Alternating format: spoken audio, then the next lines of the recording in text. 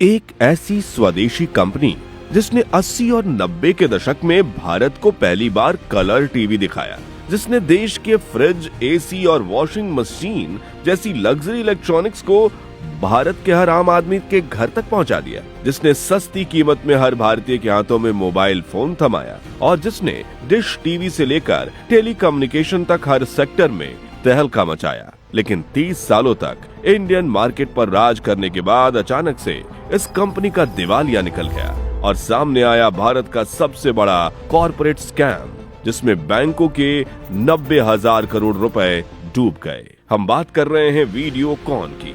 अगर आपने अपना बचपन 80 या 90 के दशक में बिताया है तो वीडियोकॉन के साथ आपकी भी कई यादें जुड़ी होंगी। उस 1980 से 2010 तक लगभग हर भारतीय के घर में वीडियोकॉन का कोई ना कोई प्रोडक्ट तो जरूर होता था। वो सपना जो अपना सदियों से था, रंगों पे आया है होकर सवार। रंग लाई है मेहनत हमारी तुम्हारी, खुशियों से रंगा है सारा संसार। कलर टीवी पर अब सबका अधिकार। वीडियोकॉन बजट लाइन 95 कलेक्शन सदियों से था। वीडियोकॉन। हर भारतीय वीडियोकॉन पर आंख मूंद कर भरोसा करता था, लेकिन आगे चलकर इस आइकॉनिक ब्रांड के साथ कुछ ऐसा हुआ कि आज ये मार्केट से गायब ही हो चुका है। लेकिन क्यों डूबा वीडियोकॉन? आज जानेंगे वीडियोकॉन की शुरुआत अर्श से फर्श तक पहुंचने की कहानी। तो बने रहिएगा वीडियो के अंत तक। इस कहानी की शुरुआत होती है साल 1995 से, जब औरंगाबाद जिले के छोटे से कस्बे गंगापुर में रहने वाले नंदलाल माधवलाल धुत खेती बाड़ी करते थे और एक बड़ा बिजनेस शुरू करना चाहते थे। इसलिए उन्होंने गंगापुर साखर कारखाना नाम से अपनी शुगर मिल शुरू की। उस दौर में गन्ने की प्रोसेसिंग नया और बेहद मुनाफे वाला कारोबार था, जिसमें धुत परिवार ने अपना एक अच्छा खासा साम्राज्य बना लिया। समय बीता, उम्र बढ़ने के साथ नंदलाल जी ने अपने तीनों बेटे वेणुगोपाल, राजकुमार और प्रदीप को कारोबार की जिम्मेदारी सौंप दी। लेकिन इन तीनों में सबसे अलग सोच रखते थे वेणुगोपाल धुत। उन्होंने पुणे यूनिवर्सिटी से मैकेनिकल इंजीनियरिंग की पढ़ाई की और फिर इलेक्ट्रॉनिक्स की दुनिया को समझने जापान जा पहुंचे। उस वक्त जापान दुनिया का इलेक्ट्रॉनिक्स हब बन चुका था। सोनी, पैनासोनिक और तोशिबा जैसी कंपनियां तकनीक का भविष्य लिख रही थीं। वहीं वेणुगोपाल जी ने भारत के हर घर तक आधुनिक इलेक्ट्रॉनिक्स पहुंचाने का सपना देखा। साल 1979 में उन्होंने औरंगाबाद में वीडियोकॉन इंडस्ट्रीज की नींव रखी। लेकिन टीवी बनाना उस दौर में बेहद महंगा और जोखिम भरा काम था। टेक्नोलॉजी विदेशी कंपनियों के पास थी और भारत में लाइसेंस राज के कारण मशीनें मंगाना भी आसान नहीं था। इसलिए वीडियोकॉन सही मौके का इंतजार कर रही थी। लेकिन फिर उनकी किस्मत का दरवाजा खुला साल 1982 में, जब दिल्ली एशियन गेम्स के साथ भारत में पहली बार दूरदर्शन ने कलर ब्रॉडकास्टिंग शुरू की। अचानक पूरे देश में कलर टीवी की मांग आसमान छूने लगी। विदेशी टीवी सेट्स बेहद महंगे थे और इंडियन ब्रांड्स की पहुंच सीमित थी। मिडिल क्लास रंगीन टीवी देखना चाहता था, लेकिन खरीद नहीं सकता था। वेणुगोपाल धुत ने यही मौका पहचान लिया और साल 1985 में जापानीज कंपनी तोशिबा से हाथ मिलाकर कलर टीवी को असेंबल करने और छोटे इलेक्ट्रॉनिक पार्ट्स बनाने का काम शुरू किया। लेकिन धीरे धीरे उन्होंने सबसे अहम तकनीक पिक्चर ट्यूब मैन्युफैक्चरिंग को अपने हाथ में ले लिया, जो टीवी का मुख्य कंपोनेंट हुआ करता था। बस फिर क्या था, वीडियोकॉन ने तुरंत अपने ही ब्रांड की पहली कलर टीवी लॉन्च कर दी, जिसने इंडियन मार्केट में क्रांति ला दी। क्योंकि पहली बार एक ऐसा टीवी आया था जिसकी क्वालिटी विदेशी जैसी थी, लेकिन कीमत आम भारतीय की पहुंच में। कंपनी ने पहले साल 1 लाख टीवी बेचने का टारगेट रखा, लेकिन उससे कई गुना ज्यादा टीवी बिक गए और यहीं से शुरू हुआ वीडियोकॉन का असली सफर। देखिए, कलर टीवी की जबरदस्त सफलता के बाद वीडियोकॉन अब सिर्फ एक प्रोडक्ट तक सीमित रहने वाली कंपनी नहीं रहना चाहती थी। वेणुगोपाल धुत समझ चुके थे कि आने वाला दौर होम इलेक्ट्रॉनिक्स का होने वाला है, जहां टीवी, फ्रिज और वॉशिंग मशीन जैसी चीजें अमीरों की शान नहीं बल्कि हर परिवार की जरूरत बनने वाली थी। इसलिए कंपनी ने अगला कदम उठाया, देश के हर मिडिल क्लास परिवार को वीडियोकॉन का दूसरा प्रोडक्ट पहुंचाने का। जी हाँ, साल 1987 में वीडियोकॉन ने टीवी के बाद वॉशिंग मशीन बनाने की शुरुआत की। उस समय बाजार में बीपीएल जैसी कंपनियों का दबदबा जरूर था, लेकिन उनकी मशीनें महंगी होने के साथ साथ सर्विस नेटवर्क भी सीमित था। आम आदमी के लिए ये सब भी एक सपना ही था। वीडियोकॉन ने फिर वही किया जो उसने टीवी के साथ किया, कम कीमत में भरोसेमंद प्रोडक्ट, जिससे ग्राहकों का भरोसा वीडियोकॉन पर बढ़ने लगा। साथ ही कंपनी को मार्केट में कम कंपटीशन का फायदा भी मिला, क्योंकि तब तक भारतीय बाजार विदेशी कंपनियों के लिए खुला ही नहीं था। लेकिन वीडियोकॉन ने कभी अपने प्रोडक्ट में कोई कमी नहीं आने दी।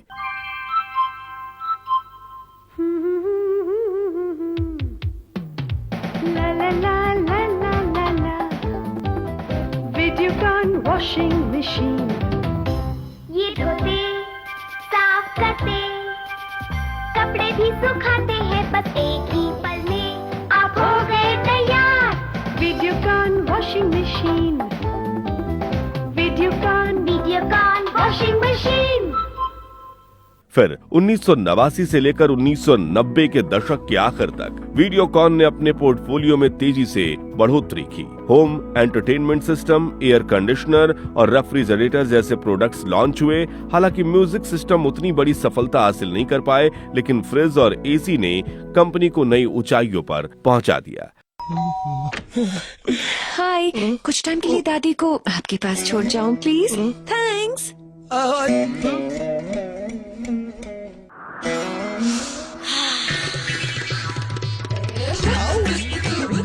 दादी, डॉन को पकड़ना मुश्किल ही नहीं, नामुमकिन है।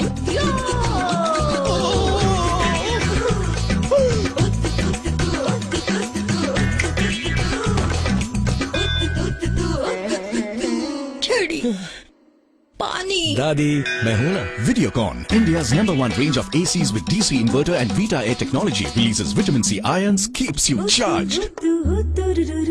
धीरे धीरे वीडियोकॉन सिर्फ टीवी बनाने वाली कंपनी नहीं रही, बल्कि भारतीय परिवारों की रोजमर्रा की जिंदगी का हिस्सा बन गई। 90 के दशक आते आते कंपनी ने मिक्सर ग्राइंडर, माइक्रोवेव ओवन और कुक टॉप जैसे किचन अप्लायंसेस भी बाजार में उतार दिए। अब हालात ऐसे हो चुके थे, चाहे ड्राइंग रूम हो, किचन हो या बेडरूम, घर के किसी न किसी कोने में वीडियोकॉन जरूर मौजूद होता था। मजा आ गया। वीडियोकॉन फजी मैजिक दिमाग वाला है, कपड़े अच्छी तरह साफ कर पाएगा। दिमाग वाला है, मेहनत तो करनी पड़ेगी। दिमाग वाला है। सोप वॉश फैसिलिटी और 2000 से भी ज्यादा wash combination. Mummy, fuzzy magic क्या सबसे ज्यादा इंटेलिजेंट है? पापा से भी? हाँ बेटे, सचमुच बहुत इंटेलिजेंट है। मजबूत और ख्याल रखे, बिल्कुल तुम्हारे पापा की तरह। वाह, दिमाग वाला है। दिमाग वाली है। वीडियोकॉन फजी मैजिक, दिमाग वाला। वीडियोकॉन। और यहीं से शुरू हुआ वो दौर जब वीडियोकॉन सिर्फ एक ब्रांड नहीं, बल्कि भारतीय मिडिल क्लास की भरोसे की पहचान बन चुका था। लेकिन जैसे जैसे व्यापार बढ़ता है, वैसे वैसे आगे बढ़ने की ख्वाहिशें जाग उठती हैं। ऐसा ही हुआ वीडियोकॉन के साथ। कंपनी एक multi sector corporate power house बनना चाहती थी। इसी सोच के साथ वीडियोकॉन ने अचानक एनर्जी सेक्टर में कदम रखा और विदेशों के ऑयल और गैस ब्लॉक्स में निवेश शुरू कर दिया। तेल की खोज यानी एक्सप्लोरेशन का यह कारोबार बेहद महंगा और जोखिम भरा था, लेकिन अगर सफलता मिल जाए तो मुनाफा भी अरबों में होता था। उस समय ये फैसला वीडियोकॉन की ऊंची उड़ान जैसा लग रहा था, लेकिन आगे चलकर यही दाव कंपनी के लिए सबसे महंगा साबित होने वाला था। लेकिन कैसे, वो हम आगे जानेंगे। फिलहाल अगर पीछे मुड़कर देखें तो 80 और 90 का पूरा दशक वीडियोकॉन के लिए गोल्डन एरा साबित हुआ। साल 2000 तक आते आते कंपनी सिर्फ भारत में ही नहीं, बल्कि अंतर्राष्ट्रीय बाजारों में भी अपनी पहचान बनाने लगी थी। ग्लोबल लेवल पर मुकाबला करने के लिए वीडियोकॉन ने एक बड़ा कदम उठाया और मशहूर यूरोपियन ब्रांड फिलिप्स के कलर टीवी मैन्युफैक्चरिंग प्लांट को करीब 28 करोड़ रुपए में खरीद लिया। इसके बाद वीडियोकॉन के टीवी सिर्फ सस्ते ही नहीं रहे, बल्कि फीचर्स में भी विदेशी ब्रांड्स को चुनौती देने लगे। फ्लैट स्क्रीन डिजाइन, बेहतर पिक्चर ट्यूब और स्टूडियो साउंड जैसे फीचर्स उस दौर के ग्राहकों के लिए किसी लग्जरी से कम नहीं थे। लेकिन असली गेम चेंजर साबित हुआ साल 2005। इसी साल वीडियोकॉन ने स्वीडन की दिग्गज कंपनी इलेक्ट्रोलक्स इंडिया में करीब 91% हिस्सेदारी खरीद ली, जो रेफ्रिजरेटर और वॉशिंग मशीन सेगमेंट में बड़ा नाम थी। इसके साथ ही कंपनी ने थॉमसन के पिक्चर ट्यूब बिजनेस को भी अपने अधीन ले लिया, जो उस समय दुनिया की सबसे एडवांस टीवी टेक्नोलॉजी में गिना जाता था। इसी तरह साल 2000 से 2005 का दौर वीडियोकॉन के लिए सिर्फ एक्सपेंशन नहीं बल्कि ग्लोबल पहचान बनाने का समय था। एक देशी ब्रांड अब चीन, पोलैंड, इटली और मैक्सिको जैसे देशों के इलेक्ट्रॉनिक्स बाजारों में अपनी मौजूदगी दर्ज करा चुका था। ऐसा लगने लगा था कि आने वाला समय वीडियोकॉन भारतीय इलेक्ट्रॉनिक्स इंडस्ट्री का सबसे बड़ा नाम बनने वाली है। लेकिन शायद सफलता की यही रफ्तार आगे चलकर उसके पतन की वजह भी बनने वाली थी, क्योंकि अगले कुछ सालों में कंपनी ने कुछ ऐसी गलतियां कर दी जिसने वीडियोकॉन को अर्श से लेकर फर्श पर पटक दिया। इसमें सबसे पहली गलती थी एक साथ कई सेक्टर्स में कूद जाना। साल 2007 के बाद वीडियोकॉन को लगने लगा था कि इलेक्ट्रॉनिक्स में मिली सफलता अब हर नए बिजनेस में दोहराई जा सकती है। इसी सोच के साथ कंपनी ने टेलीकॉम, डीटीएच, स्मार्टफोन और एनर्जी जैसे अलग अलग सेक्टर्स में भारी निवेश शुरू कर दिया। समस्या ये थी कि हर नया बिजनेस अलग टेक्नोलॉजी, अलग टीम और लगातार कैपिटल मांगता था। लेकिन वीडियोकॉन ने एक्सपेंशन की रफ्तार तो बढ़ा दी, लेकिन रिसोर्सेज उतनी तेजी से नहीं बढ़ा पाई। 2008 में जब भारत में मोबाइल सर्विसेज का बूम आया तो कंपनी ने वीडियोकॉन टेलीकम्युनिकेशन लॉन्च कर दिया। हरियाणा, गुजरात, पंजाब, बिहार और मध्य प्रदेश जैसे कई सर्कल्स में 2G स्पेक्ट्रम लाइसेंस लिए गए और नेटवर्क खड़ा करने में हजारों करोड़ रुपए खर्च किए गए। साथ ही उन्होंने बहुत ही सस्ती प्राइस में कीपैड मोबाइल भी लॉन्च कर दिए, जिनके लॉन्च होते ही छोटे शहरों में तो इनकी सेल्स धमाकेदार हुई। लेकिन 2012 के 2G स्पेक्ट्रम विवाद ने पूरा खेल बदल दिया। सुप्रीम कोर्ट द्वारा लाइसेंस रद्द होते ही कंपनी का भारी निवेश लगभग डूब गया और टेलीकॉम बिजनेस एक बड़ा फाइनेंशियल बर्डन बन गया। दूसरी बड़ी गलती थी बजट और फोकस का बिखर जाना। टेलीकॉम के साथ ही 2009 में वीडियोकॉन ने डीटीएच यानी डायरेक्ट टू होम सेक्टर में भी एंट्री कर ली। कम कीमत वाले पैक्स और रीजनल चैनलों की वजह से वीडियोकॉन D2H छोटे शहरों में तेजी से लोकप्रिय हुआ, लेकिन सैटेलाइट नेटवर्क, सेटअप बॉक्स और सर्विस इंफ्रास्ट्रक्चर को बनाए रखना बेहद महंगा साबित हुआ। छुटपुट बूंदों सी कहीं मस्ती की बौछार सी, जज्बातों के आसमां में मनमौजी कुछ बादलों सी, आसमां से उतरी खुशियों की छतरी, आसमां से उतरी खुशियों की छतरी, आरज़ू की छत पर उम्मीद की बूंदाबांदी सी, आसमां से उतरी खुशियों की छतरी, आसमां। 8 करोड़ लोगों के लिए हर रोज वीडियोकॉन D2H बनता है उनकी खुशियों की छतरी। उसी दौरान कंपनी के कीपैड मोबाइल बिकना कम हुए तो वो स्मार्टफोन मार्केट में भी उतर गई और नए एंड्रॉयड फोन लॉन्च करने लगी। एक साथ इतने बिजनेस चलाने के कारण कंपनी का कैश फ्लो दबाव में आने लगा, कर्ज बढ़ता गया, जबकि मुनाफा कई सेक्टर्स में उम्मीद के मुताबिक नहीं आया। आखिरकार 2016 में टेलीकॉम कारोबार एयरटेल को बेचना पड़ा और डीटीएच बिजनेस को बचाने के लिए डिश टीवी के साथ मर्ज होना पड़ा। लेकिन सबसे बड़ा असर पड़ा वीडियोकॉन के साम्राज्य के सबसे अहम पिलर कंज्यूमर इलेक्ट्रॉनिक्स पर। दरअसल 2010 के बाद दुनिया तेजी से CRT TV, LCD, LED screen की तरफ बढ़ रही थी। रिसर्च और टेक्नोलॉजी में भारी इन्वेस्टमेंट की जरूरत थी, लेकिन वीडियोकॉन का पैसा अब अलग अलग कारोबारों में फंसा हुआ था। ना नए डिजाइन पर प्रॉपर काम हो पाया, ना इनोवेशन पर। दूसरी तरफ सैमसंग, LG और सोनी हर साल स्मार्ट और स्लिम मॉडल लॉन्च कर रहे थे। खेले है ये छुपन छुपाई, बारी सतरंगी की आई, भागे टोली पीछे पीछे, सपने बैठे आंखें नीचे, रंगों का मेला है, रोशनी का खेला है, रंगों का मेला है, रोशनी का खेला है। The brightest color celebration with new triluminous LED. Bravia, Sony.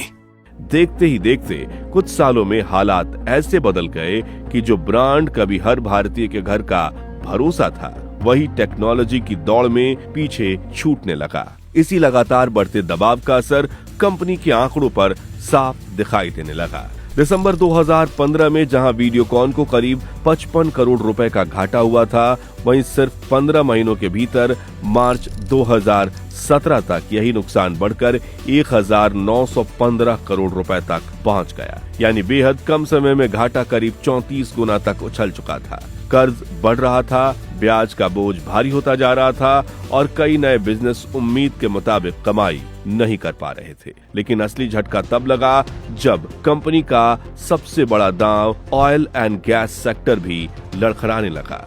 Videocon ने ब्राजील और मोजाम्बिक जैसे देशों में तेल और गैस की खोज के लिए बड़े ऑयल ब्लॉक्स खरीदे थे।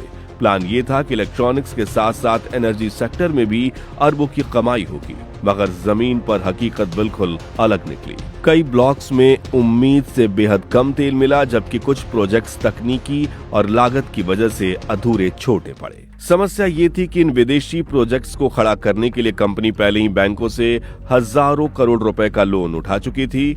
जब उत्पादन कम हुआ तो कमाई भी उम्मीद से नीचे रह गई और कर्ज चुकाना मुश्किल होने लगा। धीरे धीरे हालात ऐसे बन गए कि कंपनी का पूरा कैश फ्लो सिर्फ ब्याज और देनदारियां संभालने में ही खर्च होने लगा। मुसीबत यहीं खत्म नहीं हुई, सरकार ने भी तेल उत्पादन से जुड़े बकाया भुगतान की मांग शुरू कर दी। बार बार नोटिस भेजे गए, लेकिन रकम जमा न होने पर मामला सीधे सुप्रीम कोर्ट जा पहुंचा, जहां कंपनी को लगभग 525 मिलियन अमेरिकी डॉलर चुकाने का आदेश दिया गया। बढ़ता कर्ज, गिरती बिक्री और लगातार कानूनी दबाव, इन सब ने मिलकर वीडियोकॉन की आर्थिक हालत को पूरी तरह से हिला दिया। लेकिन कंपनी के सिर से अभी काले बादल हटे नहीं थे कि एक और मुसीबत आ गई। साल 2016 में ICICI बैंक और वीडियोकॉन लिमिटेड के एक शेयर होल्डर अरविंद गुप्ता देश के प्रधानमंत्री नरेंद्र मोदी को एक पत्र लिखते हैं, जिसमें वो खुलासा करते हैं कि ICICI बैंक की CEO चंदा कोचर ने अपनी पावर का इस्तेमाल करके वीडियोकॉन को हजारों करोड़ के लोन दिए हैं और इस बात को सालों बीत चुके हैं, लेकिन वीडियोकॉन ने अभी तक लोन नहीं चुकाया। जिसके बाद प्रधानमंत्री ऑफिस से ये केस सीधा CBI के पास और जांच के बाद बाहर आई कुछ ऐसी बातें जिसने पूरे देश को हिला कर रख दिया। अरविंद गुप्ता की कंप्लेंट में लिखा था कि ICICI बैंक ने वीडियोकॉन ग्रुप को करीब 3,250 करोड़ रुपए का बड़ा लोन पास किया था और लोन पास होने के तुरंत बाद वीडियोकॉन ग्रुप से जुड़ी एक company supreme energy private limited ने ICICI की CEO चंदा कोचर के पति दीपक कोचर की कंपनी न्यू पावर रिन्यूएबल्स में 64 करोड़ रुपए निवेश किए, जिसे एक तरह से रिश्वत की तरह देखा गया। फिर CBI और ED जैसी जांच एजेंसियों ने फंड ट्रेल, बोर्ड अप्रूवल और लोन प्रोसेस से जुड़े दस्तावेजों की गहराई से जांच शुरू की। यह एक बड़ा कॉर्पोरेट स्कैंडल बन गया,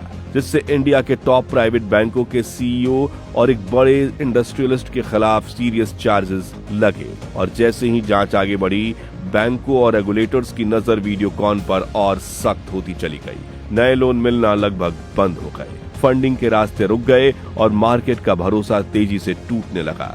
कंपनी के शेयर गिरते गए, नए निवेशक पीछे हटने लगे और कई संभावित बिजनेस डील्स आखिरी समय पर रद्द हो गई। साल 2018 तक हालात इतने बिगड़ चुके थे कि वीडियोकॉन ग्रुप पर करीब 90,000 करोड़ रुपए का भारी कर्ज चढ़ चुका था। कंपनी के कई बिजनेस पहले ही कमजोर हो चुके थे और कैश फ्लो लगभग खत्म होने की कगार पर था। ऐसे में इन्वेस्टर्स ने भी दूरी बना ली। आखिरकार मामला नेशनल कंपनी लॉ ट्रिब्यूनल यानी कि NCLT तक पहुंचा, जहां वीडियोकॉन को इंसॉल्वेंसी प्रक्रिया में डाल दिया गया। इसका सीधा मतलब था अब कंपनी का भविष्य उसके मालिकों के हाथ में नहीं, बल्कि अदालत और कर्ज देने वाले बैंकों के कंट्रोल में जा चुका था। अब जब वीडियोकॉन ग्रुप की कंपनियों को बेचने की प्रक्रिया शुरू हुई तो पूरा मार्केट हैरान रह गया। कभी भारतीय इलेक्ट्रॉनिक्स इंडस्ट्री पर राज करने वाली इस कंपनी की हालत इतनी बिगड़ चुकी थी कि उसके कारखाने, जमीन, मशीनें, ब्रांड नेम और स्टॉक सब कुछ नीलामी की मेज पर आ गया। एक्सपर्ट्स के मुताबिक वीडियोकॉन के एसेट्स की फेयर वैल्यू करीब 4,079 करोड़ रुपए आंकी गई थी, लेकिन अगर इन्हें तुरंत बेच दिया जाता तो उनकी लिक्विडेशन वैल्यू सिर्फ 2,568 करोड़ रुपए ही निकलती थी। यानी कागजों पर जितनी कीमत दिखाई दे रही थी, असल बाजार में उससे करीब 1,500 करोड़ रुपए कम मिलने वाले थे। आखिरकार साल 2021 में वेदांता ग्रुप की कंपनी ट्विन स्टार टेक्नोलॉजीज ने करीब 2,962 करोड़ रुपए में वीडियोकॉन को टेक ओवर कर लिया। अदालत की मंजूरी मिलते ही वीडियोकॉन ग्रुप की 13 कंपनियां नए मालिकों के कंट्रोल में चली गईं, लेकिन बैंकों के लिए यह सौदा किसी झटके से कम नहीं था। जिन बैंकों ने कभी हजारों करोड़ रुपए का भरोसा करके लोन दिया था, उन्हें कुल रकम का सिर्फ 4 से 5% ही वापस मिल पाया। बाकी करीब 95% पैसा हमेशा के लिए डूब चुका था। यही वजह है कि इस केस को आज भी भारतीय बैंकिंग इतिहास के सबसे बड़े कॉर्पोरेट स्कैम में गिना जाता है। खैर, इस टेक ओवर के बाद धीरे धीरे वीडियोकॉन नाम बाजार से गायब होने लगा। कुछ प्रोडक्ट्स जरूर बिकते रहे, लेकिन वो भरोसा, वो पहचान जो कभी हर भारतीय घर का हिस्सा हुआ करती थी, वो कहीं हो सी गई। तो दोस्तों, क्या आपने कभी वीडियोकॉन की टीवी, फ्रिज या वॉशिंग मशीन जैसी चीजें इस्तेमाल की है? अगर हाँ, तो आपको वीडियोकॉन के प्रोडक्ट्स कैसे लगते थे, कमेंट्स में बताइए। ये वीडियो अच्छा लगा हो तो इसे लाइक और शेयर करके 15,000 लाइक्स जरूर करवा दीजिए। और ऐसी ही चौंकाने वाली केस स्टडीज के लिए हमारे चैनल को सब्सक्राइब करके पास वाली घंटी बजाना मत भूलिएगा। जय हिंद, जय भारत।